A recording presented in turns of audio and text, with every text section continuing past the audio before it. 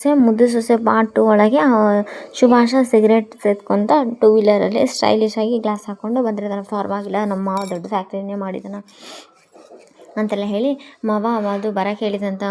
ಸರಿ ಸರಿ ಬಂದ್ಯಾ ಅಂತೆಲ್ಲ ಹೇಳಿ ಸರಿ ಮಾವ ಏನು ಕೆಲಸ ಮಾಡಬೇಕು ಅಂತೆಲ್ಲ. ಕೆಲಸ ಏನು ಮಾಡಬೇಕು ಅಂತೆಲ್ಲ ಹೇಳಕ್ಕೆ ನನಗೆ ಕೆಲಸ ಅಂದರೆ ಏನಂತಲೇ ಗೊತ್ತಿರಲಿಲ್ಲಪ್ಪ. ಏನು ಕೆಲಸ ಮಾಡಬೇಕು? ಸರಿ, ಈ ಚಶ್ಮಾ ತೆಗ್ದು ಆಮೇಲೆ ಆ ಶರ್ಟ್ ಬಿಚ್ಚಿ ಹೋಗು, ಅಲ್ಲಿ ಮಣ್ಣು ಕಲಸೋದು, ಇಟ್ಟಂಗಿ ಜೋಡಿಸೋದು, ಬಟ್ಟೆಗೆಲ್ಲ ಇಟ್ಟಂಗಿ ತೊಗೊಂಬಂದು ಹಾಕೋದು, ಇದೆಲ್ಲ ಹೋಗಿ ಮಾಡಬೇಕು. ಇದೆಲ್ಲ ಮಾವ ಅದು ನಾನು ಮಾಡಬೇಕೆ. ನಾಳೆ ನಾವು ಮೆರಿಬೇಕಂದ್ರೆ ಇವತ್ತು ನಾವು ಮೈ ಮುರಿದು ದುಡಿಬೇಕು. ಆಳಾಗಿ ದುಡಿ ಅರಸನಾಗಿ ಉಣ್ಣು ಅನ್ನೋ ಮಾತು ಕೇಳಿಲ್ವೇ? ನಾನು ಇಷ್ಟೆಲ್ಲ ಕಷ್ಟಪಟ್ಟೆ ಬಂದಿರೋದೇನು ಒಂದು ದಿವಸಕ್ಕೆ ಇಷ್ಟು ದೊಡ್ಡದಾಗಿಲ್ಲ ಅಂತೆಲ್ಲ ಹೇಳಿ ಅವ್ರ ಮಾವ ಬುದ್ಧಿ ಮಾತು ಹೇಳ್ತಾರೆ. ಲೇ ವಿದ್ಯಾ, ನಿನಗೇನು ತಲೆಗೆಲೆ ಕೆಟ್ಟಿದೆ ಏನ್ಲೇ? ಇಲ್ಲೇ ಕೆಲಸ ಮಾಡ್ಕೊಂಡಿರಂತ. ಏನು ನೋಡಮ್ಮಮ್ಮ, ನೀವು ಕೊಡ್ತಾ ಇರೋ ಕೆಲಸ ನನ್ನ ಕರುಣೆಯಿಂದ ಕೊಡ್ತಾಯಿದ್ದೆ, ನನ್ನ ಸ್ವಾಭಿಮಾನಕ್ಕೆ ಇದು ಧಕ್ಕೆ ಆಗ್ತಾಯಿದೆ ಅಂತೆಲ್ಲ ಹೇಳ್ತಾ ನಾಳೆ ದಿವಸ ನನ್ನ ಮಗು ಏನಮ್ಮ ಅದು ಹೆಂಗಮ್ಮ ಸ್ವಾಭಿಮಾನ ಬಿಟ್ಟು ಬದುಕಿದೆಯಾ ಅಂತೆಲ್ಲ ಕೇಳಿದರೆ ನಾನೇನಮ್ಮ ಹೇಳಬೇಕು, ನಾನೇನು ಹೇಳಬೇಕು ಅಂತೆಲ್ಲ ಹೇಳಿದೆ. ಶಿವರಾಮೇಗೌಡಗೆ ಸ್ವಲ್ಪ ಬೇಜಾರಾಗುತ್ತೆ. ಬಟ್ ಇಲ್ಲಿ ಭದ್ರೇಗೌಡರು ಮಾತ್ರ ಏನು ಮಾತಾಡಲ್ಲ, ಸುಮ್ಮನೆ ಇರ್ತಾರೆ. ಅವರಿದು ಏನೇ ಇನ್ನು ಅದೇ ಕೆಲಸಕ್ಕೆ ಹೋಗಬೇಕಂತ ಡಿಸೈಡ್ ಮಾಡಿದ್ಯಾ? ಏನು ಕತೆ? ನಿರ್ಧಾರ ಮಾಡಿಬಿಟ್ಟೆ? ಏನು ಕತೆ? ನಮ್ಮ ಅಣ್ಣನ ಮರ್ಯಾದೆ ತೆಗಿಯಾಕ ಅಂತೆಲ್ಲ ಹೇಳಿದಾಗ, ನೋಡಿ ಸಾವಿತ್ರಮ್ಮ, ನಾನೇನು ಶಿವರಾಮೇಗೌಡರ ಸೊಸೆ ಅಥವಾ ಈ ಅಟ್ಟಿ ಸೊಸೆ ಅಂತ ಹೇಳ್ಕೊಂಡಿದ್ದೆ, ಚಲವಣ್ಣನ ಮಗಳಂತ ಹೇಳ್ಕೊಂಡು ಅಲ್ಲಿ ಕೆಲಸಕ್ಕೆ ಇಟ್ಟಿಸ್ಕೊಂಡಿದ್ದೀನಿ. ಕ್ಷಮಿಸಿ ಮಾವಯ್ಯ, ನೀವು ಕೊಡೋ ಕೆಲಸ ನನ್ನಿಂದ ಮಾಡೋಕ್ಕಾಗಲ್ಲ, ದಯವಿಟ್ಟು ನನ್ನ ಕ್ಷಮಿಸಿಬಿಡಿ ಅಂತೆಲ್ಲ ಹೇಳಿ ವಿದ್ಯಾ ರಿಕ್ವೆಸ್ಟ್ ಮಾಡ್ಕೊಂಡು ಶಿವರಾಮೇಗೌಡ ತುಂಬ ಅಂದರೆ ತುಂಬಾ ಪ್ಯಾನಿಕ್ ಆಗಿ ಕುಂತು ಬಿಡ್ತಾರೆ. ಯಾಕಂದರೆ ಹುಡುಗಿ ಇಷ್ಟೊಂದು ಸ್ವಾಭಿಮಾನದಿಂದ ಇದ್ದಾಳಲ್ಲಪ್ಪ ಅಂತೆಲ್ಲ ಹೇಳಿ, ಈ ಕಾಲದಲ್ಲೂ ಇಂಥ ಜನ ಇದ್ದಾರಲ್ಲ ಅಂತೆಲ್ಲ ಹೇಳಿ ಅವರು ತುಂಬ ಅಂದರೆ ತುಂಬ ಪ್ಯಾನಿಕ್ ಆಗಿಬಿಡ್ತು. ಅದೇ ಟೈಮಿಗೆ ಅಮ್ಮಮ್ಮ ಇದ್ದು ಮತ್ತು ಹೆಂಗೆ ನೋಡು ಮಾವಯ್ಯ, ಬೇರೆ ಏನಾದರೂ ಒಂದು ಕೆಲಸ ಹುಡ್ಕೊತೀನಿ ಅಂತೆಲ್ಲ ಹೇಳಿ ಎಲ್ಲರ ಮುಂದೆ ಹೇಳಿಬಿಡ್ತಾಳೆ.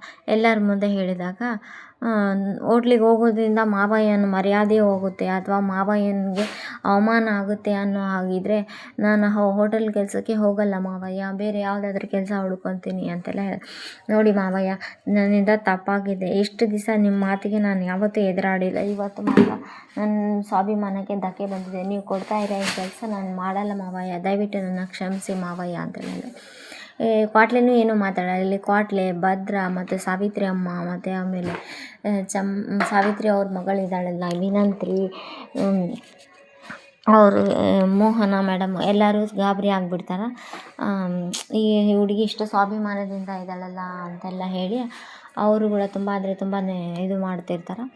ಚೆನ್ನಾಗಿದೆ ಇವತ್ತಿನ ಎಪಿಸೋಡ್ನು. ಅಂದರೆ ಒಂದು ಹೆಣ್ಮಗಳು ನಿಸ್ವಾರ್ಥದಿಂದ ಇದ್ದಾಳ ಅಂದರೆ ಯಾವುದನ್ನು ಎಕ್ಸ್ಪೆಕ್ಟ್ ಮಾಡಲಾರ್ದ ಜೀವನ ಮಾಡ್ತಾಳೆ.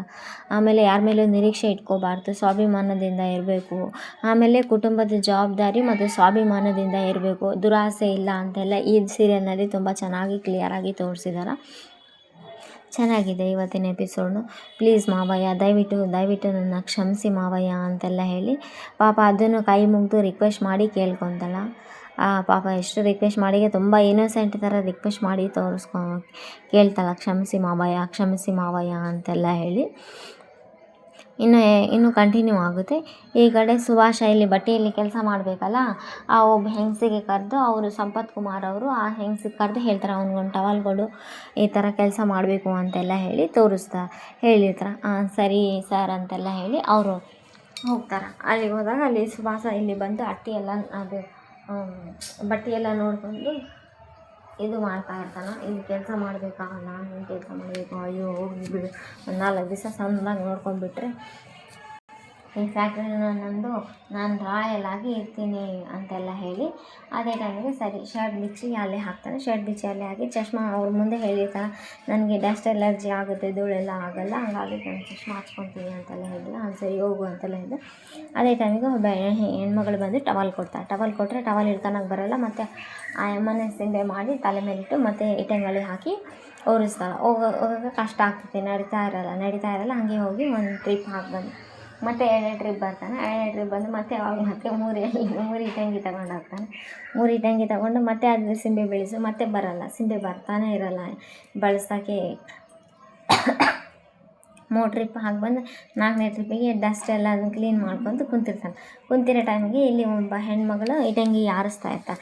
ಅದನ್ನು ಹೆಣ್ಮಗಳನ್ನ ನೋಡಿ ಅವಾಗ ಮತ್ತೆ ಅವ್ನು ಹಳೆ ಚಾಳಿನೇ ಶುರು ಮಾಡ್ಕೊತಾನೆ. ಹೆಣ್ಮಗಳನ್ನೇ ನೋಡ್ಕೊತಾ ಇರ್ತಾನೆ. ನಾಳೆ ಎಪಿಸೋಡಲ್ಲಿ ಮತ್ತೆ ಭದ್ರನ ಕರೆಸಿರ್ತಾರೆ ಅವರಪ್ಪ. ನೋಡ್ಕೊಂಡ್ಲಾ ಭದ್ರ ನೀನೇನು ಮಾಡ್ತೀಯೋ ಏನಿಲ್ಲ ನನಗೆ ಗೊತ್ತಿಲ್ಲ, ನಾನು ಹೇಳಿದಂಗೆ ನೀನು ಕೇಳಬೇಕು. ಆದಷ್ಟು ಬಿರ್ನೆ ನೀನು ಏನು ಕೆಲಸ ನೀನು ಹೆಂಗೆ ಮಾಡ್ತೀಯೋ ಹೆಂಗಿಲ್ಲ ಗೊತ್ತಿಲ್ಲ, ಆದಷ್ಟು ಬಿರ್ನೆ ಎಷ್ಟು ಸಾಧ್ಯ ಅಷ್ಟು ಜಲ್ದಿ ನನ್ನ ಮುದ್ದು ಸೊಸೆ ನನ್ನ ಮನೆಯಲ್ಲಿ ಬರಬೇಕು ಅಂತೆಲ್ಲ ಹೇಳಿ ಶಿವರಾಮೇಗೌಡ ಹೇಳಿದಾಗ ಅಮ್ಮಮ್ಮ ಅಂತೂ ಏನೇನು ಡ್ಯಾನ್ಸ್ ಮಾಡಬೇಕು ಕುಣಿಬೇಕು ಅಷ್ಟೊಂದು ಖುಷಿ ಆಗಿರ್ತಾರೆ ಅಮ್ಮಮ್ಮ. ಅದೇ ಟೈಮಿಗೆ ಇಲ್ಲಿ ಶಿವರಾಮೇಗೌಡ ಮತ್ತು ಇನ್ನೊಂದು ಕಂಡೀಷನ್, ಹಂಗೆಲ್ಲ ಬರೋದಲ್ಲ ಕಣ್ಲ, ನಕ್ಕಂತ ಬರಬೇಕು, ಖುಷಿಯಿಂದನೇ ನಗ್ತಾನೆ ನನ್ನ ಮುದ್ದು ಸೊಸೆ ನನ್ನ ಮನೆಯಲ್ಲಿರ್ಬೇಕು, ಎಲ್ಲ ಜವಾಬ್ದಾರಿ ನಿಂದು, ಏನು ಮಾಡಿದೇನಿಲ್ಲ ಅಂತ.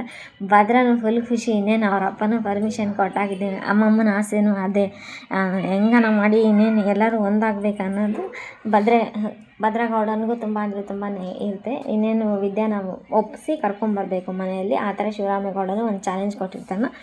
ಭದ್ರ ಫುಲ್ ಹ್ಯಾಪಿ ಆಗಿರ್ತಾನೆ.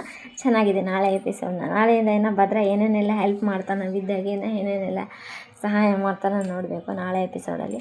Please like, share, comment, subscribe. Thanks for watching my channel. ಚೆನ್ನಾಗಿದೆ ಇದು ಮುದ್ದು ಸೊಸೆ ಪಾರ್ಟ್ 2 2 ಪಾರ್ಟ್ ಮಾಡಿ ಹಾಕಿದ್ದೀನಿ. ಇದು ಪಾರ್ಟ್ 2 ಆಗಿದೆ. Please like, share, comment, subscribe. Thanks for watching my channel.